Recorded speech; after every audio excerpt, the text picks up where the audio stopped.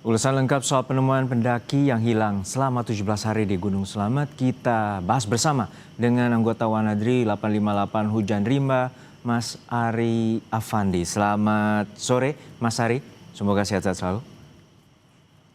Selamat sore Mas. Ya, Mas Ari, kami juga apresiasi bahwa tentunya perjuangan dan juga tanpa patah arang akhirnya menemukan korban, terutama almarhum Syafiq Ali di Gunung Selamat. Untuk saat ini seperti apa? Pada saat Rabu kemarin akhirnya ditemukan dan berapa jam akhirnya korban berhasil dievakuasi dan kemudian dipertemukan atau dikembalikan kepada pihak keluarga? Baik Mas, selamat sore. Jadi memang dalam operasi SAR untuk tahap 2 ini memakan waktu hanya 2 hari Mas.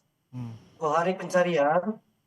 Jadi memang di hari pertama itu kami sudah mendapatkan sebuah ceceran yang berupa dompet, stick trekking pole. Kita mendapatkan emergency blanket dan jas hujan. Nah, di hari pertama pukul 1 hujan besar, angin kencang. Jadi operasi diputuskan untuk dihentikan di hari pertama tersebut. Demikian Mas. Ya, tentu ini menjadi juga sorotan bahwa sebelumnya tim SAR gabungan dan juga saat ini relawan sempat melewati jalur yang dimana akhirnya korban sempat ditemukan. Apakah benar demikian? Ya betul Mas. Jadi memang di hari kedua Syafiq Ali ditemukan oleh tim relawan yang memang sudah dibuat skenario pencarian. Wanadri membuat skenario pencarian itu dari titik temuan itu disapu menggunakan tipe 3. Jadi dari tipe 3 kami mencoba di hari kedua untuk menyapu titik ceceran yang diperkirakan survivor mengarah kepada titik arah lereng Sungai Klimis, anak sungai dari Lembarang. Di atas Watu Langgar di sisi selatan Gunung Selamat. Demikian Mas. Jadi ini korban ditemukan terutama di wilayah tebing atau jurang dari Kali Lembarang, betul ya Mas Arya? Dan pada saat itu ada ceceran di mana benda seperti handphone dan kemudian ada juga dompet yang ini menjadi titik awal tanda bahwa lokasi penemuan korban. Betul demikian? Betul Mas. Jadi dari penemuan pertama, di hari pertama, itu yang menjadi pengembangan untuk tim SAR melakukan rencana pergerakannya untuk di hari kedua.